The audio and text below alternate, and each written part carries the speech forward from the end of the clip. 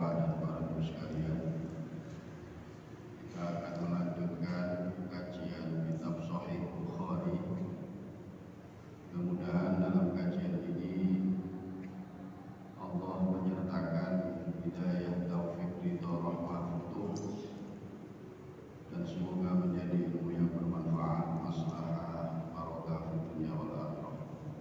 Salawat serta salam semoga terlimpahkan pada junjungan kita Rasulullah Muhammad SAW, para sahabatnya, zuriyahnya, keluarganya. Semoga kita mendapat syafaatnya bersama dengan beliau di surga Allah Subhanahu wa taala. Amin ya rabbal alamin. Bismillahirrahmanirrahim. Qala al-mu'allif rahimahullah taala nafa'ana bi ulumi wa amadana fid dharain. Kita sampai pada hadis kedua dari kitab Sahih Bukhari. Al-Imam Al-Bukhari mengatakan, haddatsana Abdullah bin Yusuf, telah menceritakan hadis kepada kami Abdullah bin Yusuf. Abdullah bin Yusuf ini salah satu guru Imam Bukhari yang berasal dari Tunisia. Imam Bukhari sendiri domisilinya di Uzbekistan sekarang, di kota Bukhara. Itu bergurunya beliau sampai ke Tunisia. Dan nanti ada guru beliau yang ada di Mesir,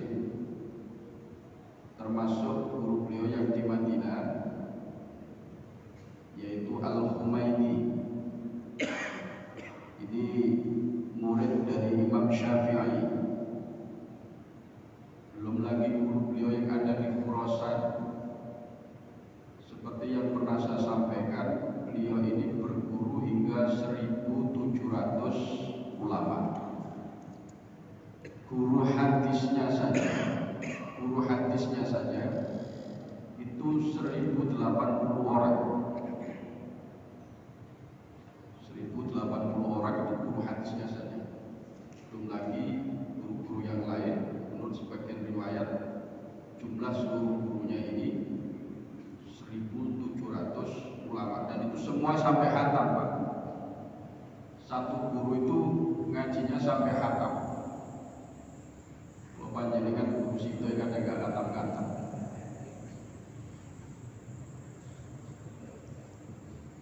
Qala akhbarana Malikun an Hisham bin Urwah an abihi an Aisyah ummul mukminin radhiyallahu anha. Kemudian Imam Bukhari meriwayatkan dengan sanadnya sampai kepada Sayyidah Aisyah radhiyallahu anha ummul mukminin. Sayyidah Aisyah ini dan seluruh istri-istri Rasulullah itu digelari yang memberi gelar Al-Quran, seperti di dalam surat Al-Ahzab itu disebut sebagai ummul mukminin, sebagai ibunya orang-orang yang beriman, ibu secara syariat. Itu di dalam Quran surat Al-Ahzab, wa azwajuhu ummahatuhu. Istri-istri Nabi itu semuanya adalah ibu-ibunya orang mukmin. Ibu dalam arti menurut para ulama aifil ihtiram wa hurmati nikahihinna, yaitu dalam sisi kita wajib memuliakan mereka. Seluruh istri-istri Nabi wajib kita memuliakan, karena itu ibunya seluruh kaum muslimin dari umatnya Rasulullah SAW. Yang kedua, dari sisi keharaman menikahi mereka, maka ketika sepeninggalnya Rasulullah SAW, istri-istri Nabi tidak boleh dinikahi oleh siapa, karena kedudukannya sama dengan menikahi ibu mereka. Dan predikat ini Allah yang memberikan secara langsung. Surat Al-Ahzab tadi itu, wa azwajuhu ummahatuhum, dan istri-istri Nabi itu adalah ibu-ibunya orang-orang yang beriman. Cuman dari sisi lain tetap sama dengan wanita yang lain. Artinya semisal masalah aurat, ya. Istri Nabi tidak boleh menampakkan auratnya kepada orang lain, sebagaimana kebolehan menampakkan aurat kepada mahramnya.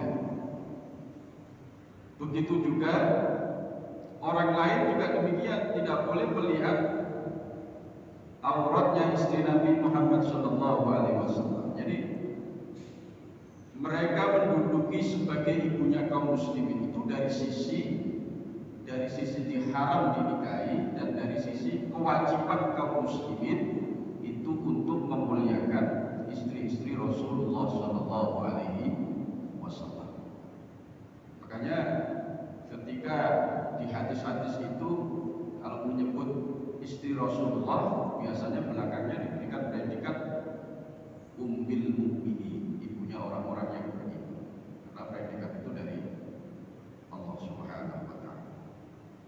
Radhiyallahu anha, Sayyidah Aisyah meriwayatkan annal Harith bin Hisham radhiyallahu anha, ada sahabat yang bernama Haris bin Hisham radhiyallahu anhu, sa'ala Rasulullah sallallahu alaihi wasallam, dia bertanya kepada Rasulullah sallallahu alaihi wasallam. Faqala, lalu Haris berkata, ya Rasulullah, kaifa ya'tikal wahyu? Haris berkata, ya Rasulullah, proses datangnya wahyu itu seperti apa? Kita tahu seluruh nabi dan rasul itu dapat wahyu dari Allah Subhanahu wa taala. Setelah nabi dan rasul sudah tidak ada wahyu lagi hati. Sehingga wahyu di tadi. Wahyu min Allah sudah tidak ada. Yang ada, yang masih ada sampai sekarang itu ilham. Ilham kepada orang-orang yang beriman, baik ilham secara langsung Allah memberikan ilham ke hati mereka-mereka yang bersih. Setelah hatinya mereka pakai berzikir, pakai ibadah, kemudian hatinya orang-orang soleh, ketika bersih di situ kadang-kadang Allah kemudian memberikan ilham secara langsung. Ini yang terjadi pada wali-wali Allah. Atau ilham melalui mimpi. Jadi yang masih tersisa dari sifat kenabian sampai saat ini itu mimpi ru'yatul haq, mimpi yang benar. Makanya dalam hadis riwayat Imam Bukhari, di kitab Bukhari ini juga nanti disebutkan ru'yal mu'min juz'un min sittatin wa arba'ina juz'an minan nubuwah. Mimpinya seorang mukmin itu salah satu bagian dari 46 bagian dari sifat kenabian. Cuma masalahnya itu mimpi yang bagaimana?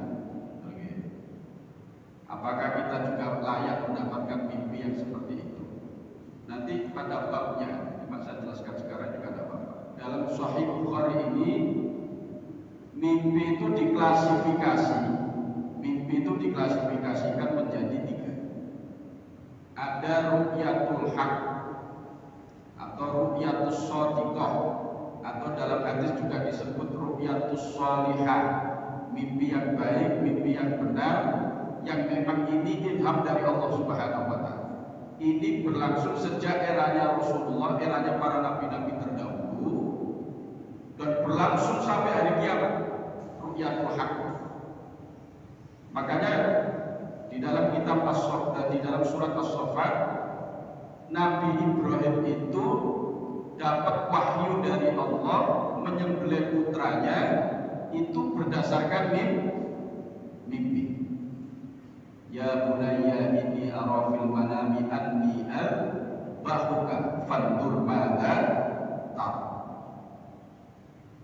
Makanya dalam hadis disebutkan ru'yal anbiya wahyu.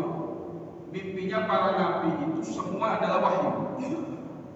Makanya dan mimpinya Kanjeng Nabi, para nabi-nabi semua sejak Nabi Adam sampai Rasulullah, yang itu kembangnya tidur tidak ada. Apalagi itu permainan setan tidak ada. Semua mimpinya para nabi itu wahyu dari Allah.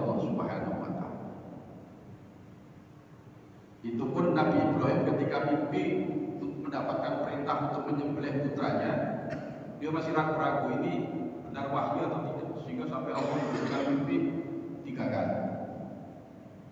Padahal kalau Nabi yang mimpi itu jelas, tapi Nabi Ibrahim saking kehati-hatiannya, karena masalahnya ini menyembelih anak itu, dia masih ingin mendapatkan penegasan lagi dan sampai 3 kali. Makanya hari di mana beliau mimpi disebut hari Tarwiyah. Hari beliau meyakini bahwa itu mimpi betul-betul dari Allah, itu disebut hari Arafah.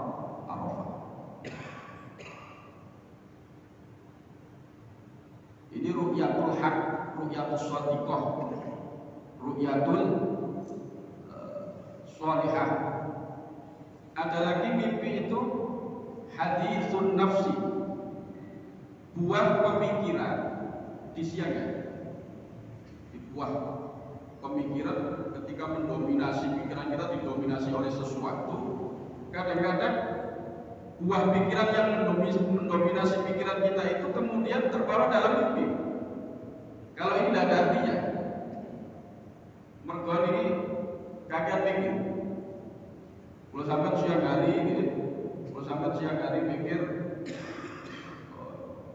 bisnis, apa caranya bisnis bisa sukses, bisa lancar, apalagi musim pandemi seperti ini. Akhirnya mimpi bisnis sukses. Begitu tadi Masya Allah itu petunjuk mari ini sukses. Buatan petunjuk itu kagian hadithun nafsi.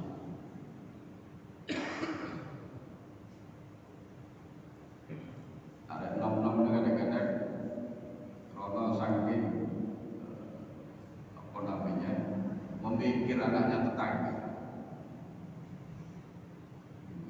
Akhirnya terbawa ke mimpi.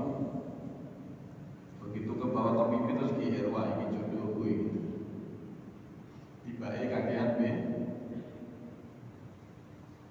Yang ketiga, takhwifus syaitan. Mimpi karena permainan setan. Nah, ini biasanya mimpi ini terjadi dan sering terjadi ketika kita tidur tidak dalam kondisi yang baik. Kita tubuh kita tidak bersuci, ya. Kemudian kita tidak membaca doa, tidak menyebut nama Allah.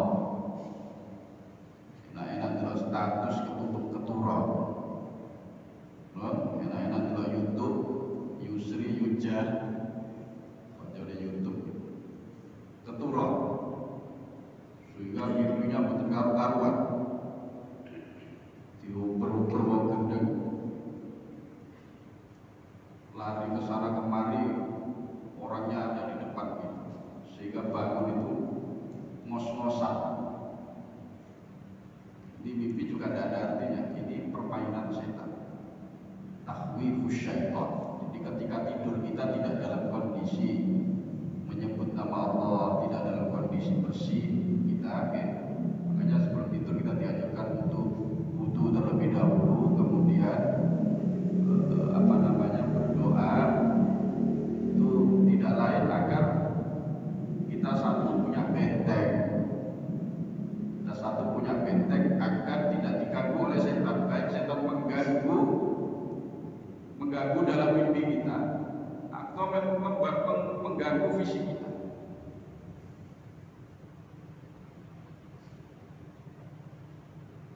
Teluh, santet dan lain sebagainya. Itu biasanya itu kan medianya lewat setan. Medianya itu lewat jin setan. Dan itu biasanya dikirim saat-saat kita lalai kepada Allah, dalam kondisi kita lemah, dalam kondisi kita tidak ada benteng, yaitu ketika tidur itu. Maka kita diajarkan oleh Rasulullah, sebelum tidur itu kita dalam kondisi lemah. Kita tidur itu dalam kondisi lemah, tidak punya daya, tidak punya kekuasaan apapun. Sehingga keburukan apapun kalau tidak diproteksi oleh Allah Subhanahu wa taala, tidak dapat perlindungan dari Allah taala, bisa mengena kepada kita, baik dari manusia atau dari selain manusia. Maka di sini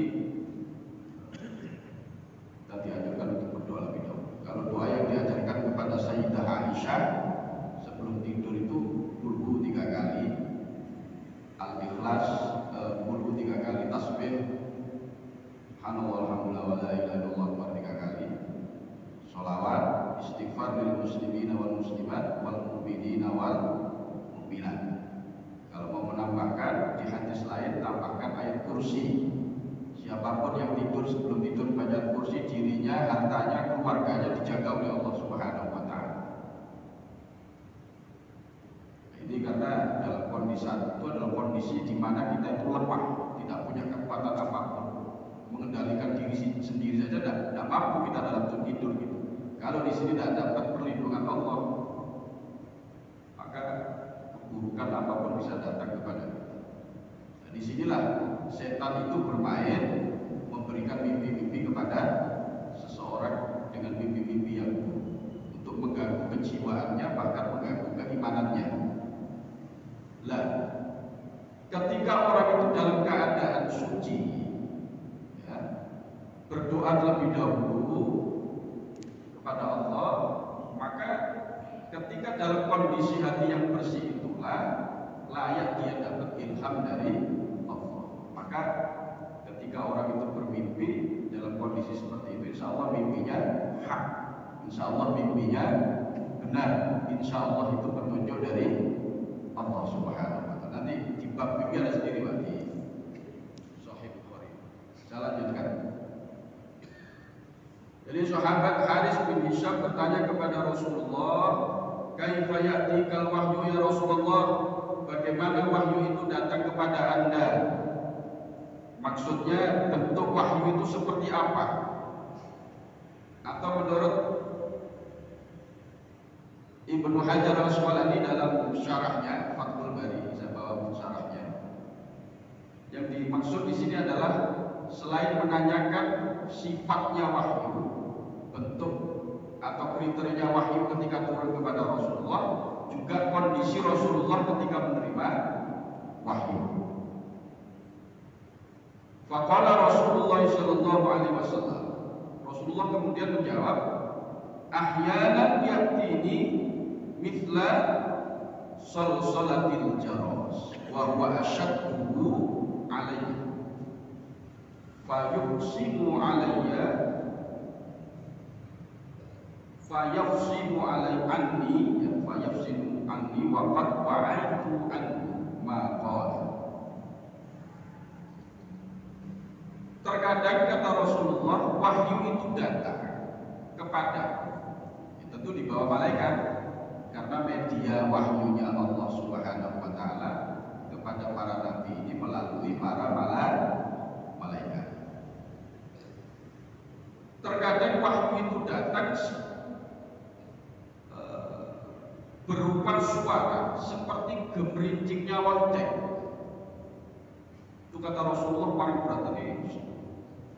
Rasulullah mendengar seakan-akan ada suara gemerincingnya lonceng. Itu malaikat berarti akan datang untuk membawa wahyu kepada Rasulullah Shallallahu Alaihi Wasallam. Kondisi ini sangat menguras tenaga Rasulullah Shallallahu Alaihi Wasallam. Nanti di penghujung hadis itu disebutkan. Jadi malaikat datang itu dengan membawa suara seperti itu. Dan ini sama, nabi-nabi terdahulu juga demikian. Begitu malaikat selesai menyampaikan wahyu, malaikat pergi, Rasulullah kemudian langsung hafal terkait dengan wahyu yang disampaikan kepada Rasulullah Shallallahu Alaihi Wasallam. Ini yang pertama, kriteria wahyu ketika datang kepada Rasulullah SAW. Wa ahyanan yatamassalu lil malaku rajulan fayukallimuni fa'i ma yaqulu.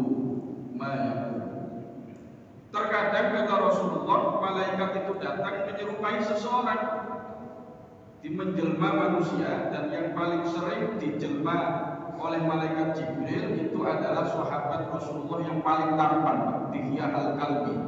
Itu sahabat yang sangat tampan, sehingga ketika Rasulullah itu hijrah ke Madinah,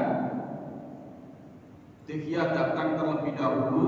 Dipikir oleh masyarakat Madinah Dihya itu adalah Rasulullah karena saking tampannya. Karena semua nabi itu tampan semua, berkulit bersih putih, semu-semu merah.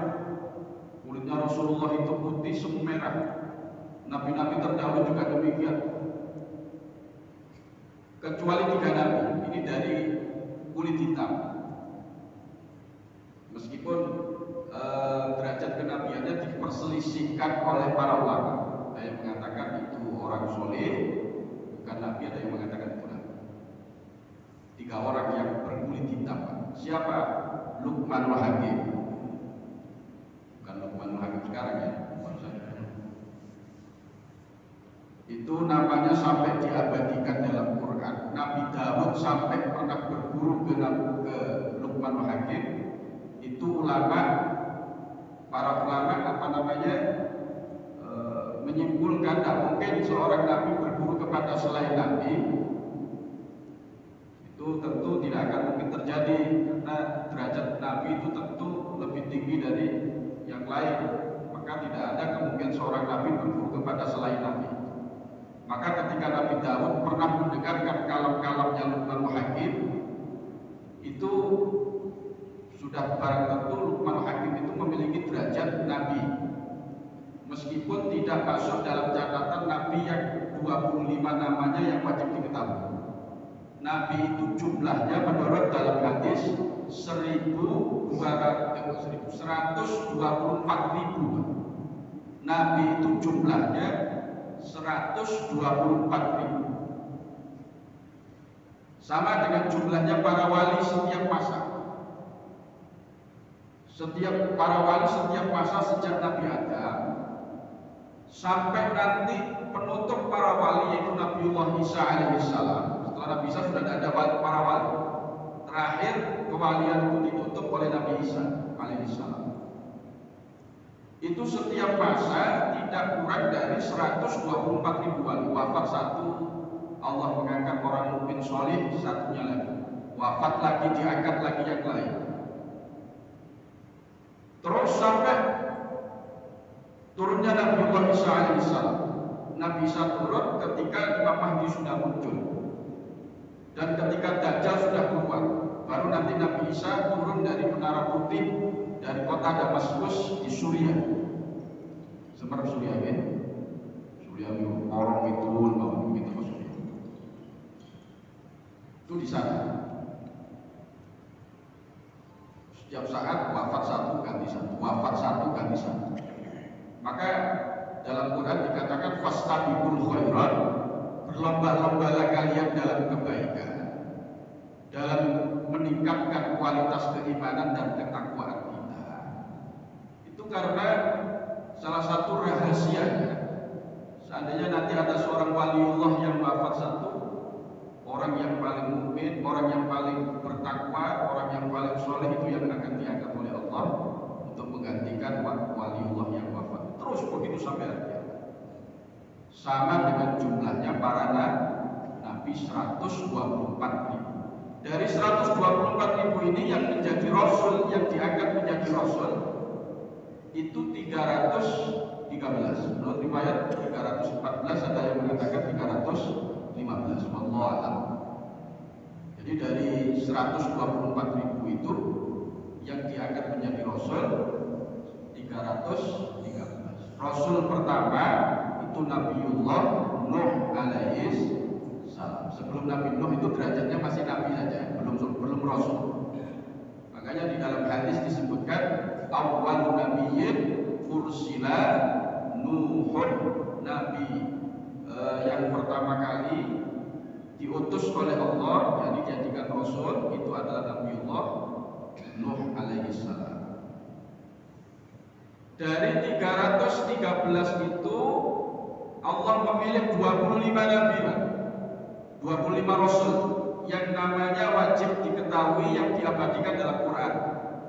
Ini yang menjadi pelajaran sekolah kita mulai SD. Nabi itu 25. Padahal lebih dari itu. Maksudnya 25 ini mungkin yang wajib diketahui namanya, yang namanya diabadikan dalam Quran. Namanya 25 ini ada semua dalam Quran. Nabi Idris, Nuh, Ibrahim, Lut, Hud, Salih, Sulaiman, Musa, Isa. 25 orang. Dari 25 itu dipilih lagi ulul azmi. Dan 5 orang. Nabi Nuh, Nabi Ibrahim, Nabi Musa, Isa, Rasulullah Shallallahu Alaihi Wasallam. Dari 20, dari 5 ulul azmi ini dipilih lagi oleh Allah yang mendapat gelar uswatun hasanah secara spesifik itu 2 orang, Rasulullah dan Nabiullah Ibrahim alaihissalam.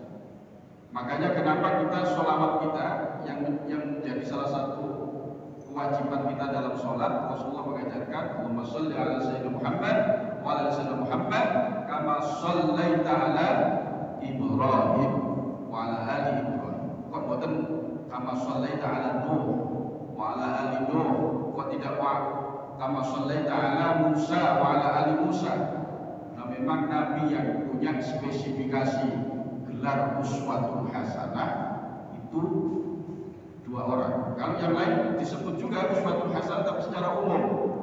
Tapi kalau 2 orang ini secara spesifik disebut sebagai uswatun hasanah, Nabi Rasulullah dan Nabiullah Ibrahim alaihissalam.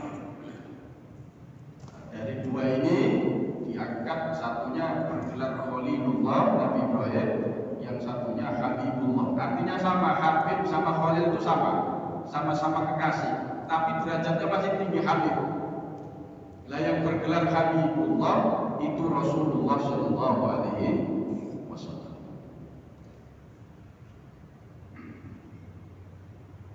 Jadi wahyu yang kedua, bentuk wahyu yang turun kepada Rasulullah itu malaikat menyerupai menjelma manusia datang kepada Rasulullah menyampaikan wahyu, lalu kemudian pergi, dan setelah itu Rasulullah memahami wahyu yang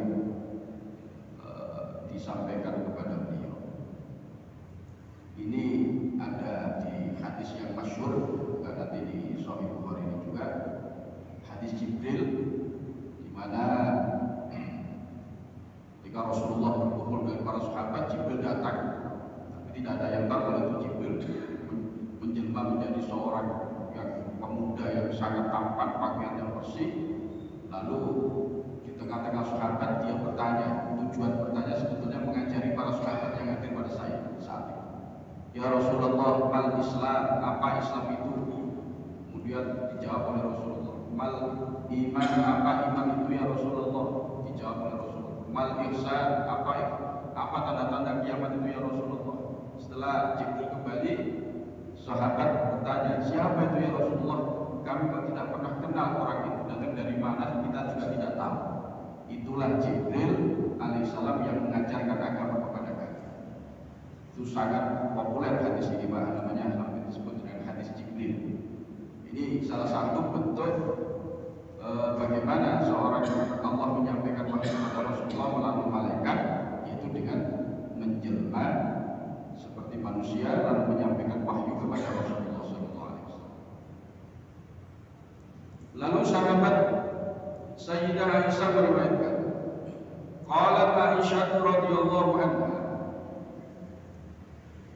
wa laqad ra'aitu yanzilu 'alaihi al-wahyu fil yawm ash-shadid al-bard fayaksibu anhu wa inna jabinahu la yatafassadu 'araq. Sayyidah Aisyah itu pernah meriwayatkan, saya pernah melihat Rasulullah SAW di saat wahyu itu turun. Padahal pada saat itu suhu udara sangat tinggi, tapi saya melihat setelah wahyu itu hilang dari Rasulullah SAW, alias malaikatnya sudah selesai menyampaikan wahyu, maka bercucuran telinga Rasulullah SAW. Ini menunjukkan bahwa ketika Rasulullah menerima wahyu itu memang dalam kondisi yang sangat sangat berat ketika menerima wahyu itu. Bahkan pernah sahabat Zaid bin Sabit itu pernah duduk bersama Rasulullah, kaki Rasulullah berada di atas kakinya Zaid bin Sabit. Lalu saat itu turun wahyu. Kata Zaid bin Sabit, kakiku seakan-akan remuk tertindih oleh kakinya Rasulullah ketika Rasulullah menerima wahyu. Tapi kemudian setelah wahyu itu Zaid bin Sabit sudah merasakan kakinya pulih kembali. Nah, inilah hadirin di antara proses-proses ya, proses-proses di mana Rasulullah Shallallahu Alaihi Wasallam itu menerima wahyu dari Allah Subhanahu Wa Taala melalui malaikat Jibril.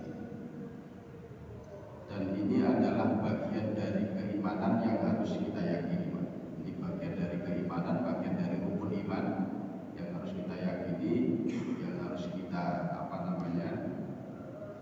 kita harus yakin kebenarannya. Karena memang satu bersumber dari hadis-hadis sahih. Tidak ada kitab yang paling sahih setelah Quran kecuali Sahih Bukhari.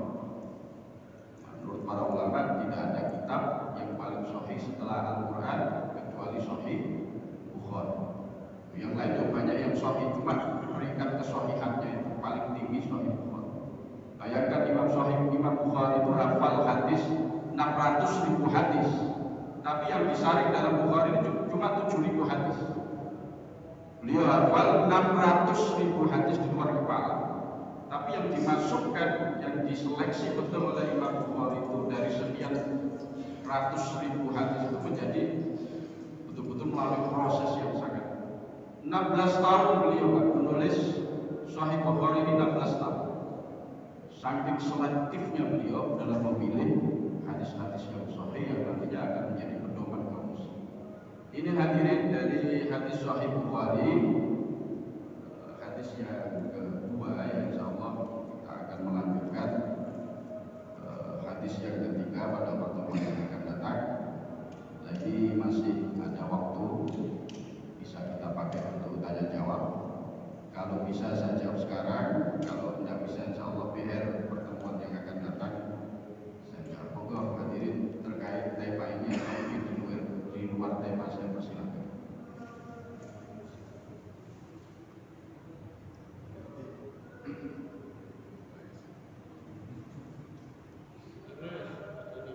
Monggo, enten. Kalau tidak ada saya tambahin.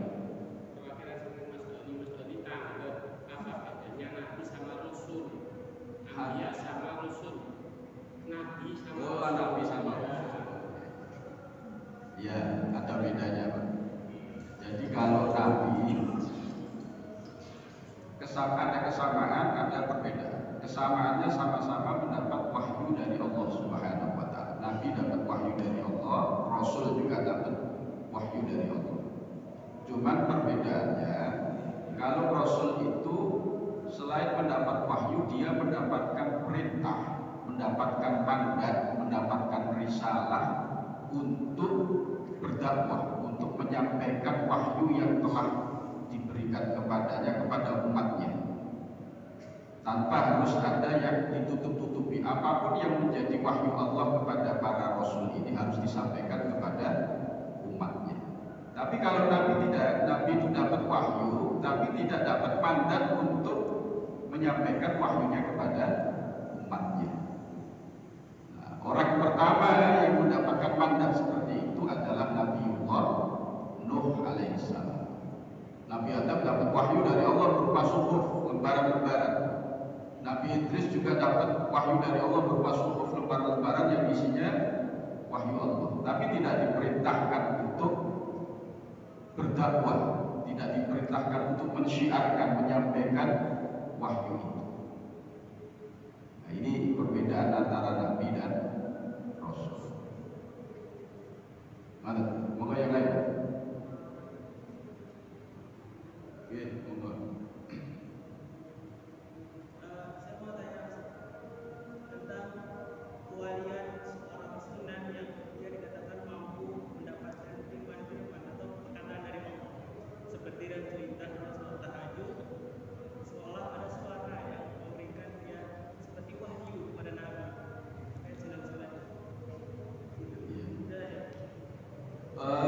Selain Nabi dan Rasul tidak ada yang dapat wahyu ya.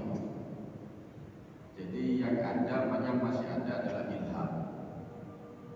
Yang masih ada adalah ilham. Jadi ilham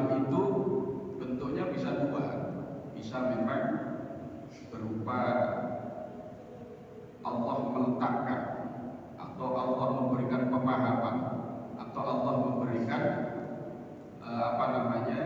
bisikan-bisikan hati yang itu memang dia paham betul bahwa itu benar-benar ilham dari Allah Subhanahu wa Ta'ala, ini melalui hatinya.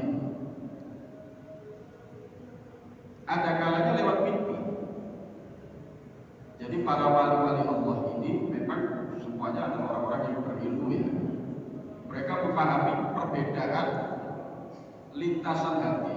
Manakah lintasan hati? Kalau dalam kajian ilmu tasawuf, lintasan hati itu ada 4. Ada lintasan yang datang dari Allah Subhanahu wa Ta'ala, itu ada ciri-ciri. Kemudian ada lintasan dari malaikat, karena kita sejak kecil itu diikuti oleh malaikat yang selalu memberikan bisikan-bisikan yang baik. Ada lintasan dari setan. Ya, setan ini juga demikian, sejak kecil mengikuti kita, memberikan bisikan-bisikan yang buruk. Asy-syaitanu ya'idukumul faqra wa ya'murukum bil fahsya. Setan itu selalu memberikan janji-janji kepada kalian berupa kefakiran. Kita mau sedekah ditakut-takuti. Oke, blonjo gede opo? Oke, sekolah di anak opo lek mau sedekah. Ya'idukumul faqra. Itu salah satu ciri dari lintasan kalau itu dari setan. Ada lagi lintasan dari nafsu. Itu ada ilmunya sendiri. Ada ilmunya sendiri untuk membedakan. Dan para wali Allah itu adalah orang-orang yang benar-benar berilmu. Karena di dalam Al-Quran, ala inna awliya Allahi la khawfun alaihim wa la hum yahzanun alladzina amanu wa kanu yattaqun. Wali-wali Allah itu adalah alladzina amanu, orang-orang yang beriman, wa kanu yattaqun, dan orang yang sangat takut kepada Allah Subhanahu wa Ta'ala. Orang bisa takut kepada Allah Subhanahu wa Ta'ala itu kalau memahami tentang ilmu-ilmu agama. Semakin dalam pemahamannya terhadap ilmu agama, semakin takutnya kepada Allah Subhanahu wa Ta'ala. Dan di antara pembahasan dalam agama, dalam Quran juga termasuk lintasan-lintasan hati dan lintasan yang lain, sehingga para wali-wali Allah itu betul-betul memahami ini lintasan dari mana, dari siapa itu. Itu yang satu ilham tentu itu. Ada kalanya lewat mimpi tadi itu, ru'yatus shadiqah, ru'yatus shalihah. Jadi kalau setelah Nabi dan Rasul, dan Nabi terakhir Rasulullah SAW, setelah itu sudah ada wahyu. Tidak ada wahyu, yang ada hanya ilham. Sakit paham ya? Apa? Oh, hati. Hatif itu suara. Hatif itu artinya suara tanpa diketahui siapa yang menyuarakan. Itu macam-macam. Bisa jadi suara itu bisa jadi dari malaikat juga bisa. Tapi juga bisa jadi dari setan. Bisa jadi dari yang lain, kita tidak tahu. Para orang-orang yang sudah memahami betul tentang permasalahan-permasalahan itu kan dapat mengetahui bahwa hatif itu dari mana.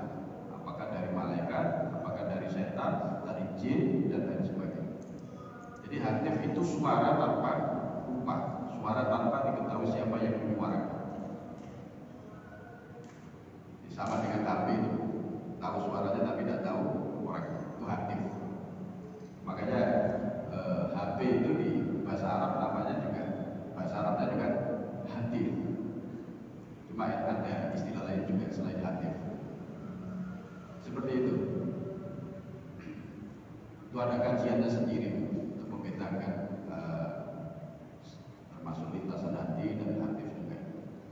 Tapi kita tidak mengkaji masalah itu, kita mengkaji masalah kitab Sahih Bukhari. Kalau penjelasannya ada itu di kitab Tanwirul Qulub, juga di kitab Ihya'nya Imam Al-Ghazali, dan pembahasan juga. Saya pernah membaca juga di kitab Tanwirul Qulub, terus kemudian di kitab yang memang yang mengkaji tentang masalah-masalah tersebut. Monggo yang lain tadi. Tidak ada ya. Itu syariatnya itu apa, Ustaz? Nabi Adam. Kalau Nabi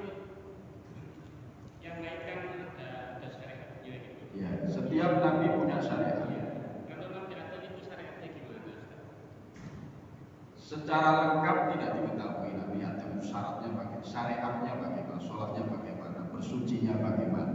Cuma yang sempat yang banyak dikutip di dalam kitab-kitab tarikh atau tafsir, salah satu syariatnya Nabi Adam itu dalam pernikahan membolehkan menikahi saudaranya sendiri selama itu tidak satu kembaran. Itu salah satu syariatnya Nabi. Termasuk syariatnya Nabi Adam yang berlaku sampai saat ini itu syariat pernikahan. Syariat pernikahan harus ada walinya, harus ada saksinya, harus ada maharnya, mas kawinnya. Itu berlaku sampai sekarang. Di pernikahan kita saat ini melanjutkan syariatnya Nabi Adam alaihissalam. Nanti syariatnya Nabi Idris ada lagi. Setiap zaman berbeda-beda. Syariat Islam inilah yang paling sempurna, menyempurnakan syariat-syariat terdahulu. Ngoten nggih, sampun bisa.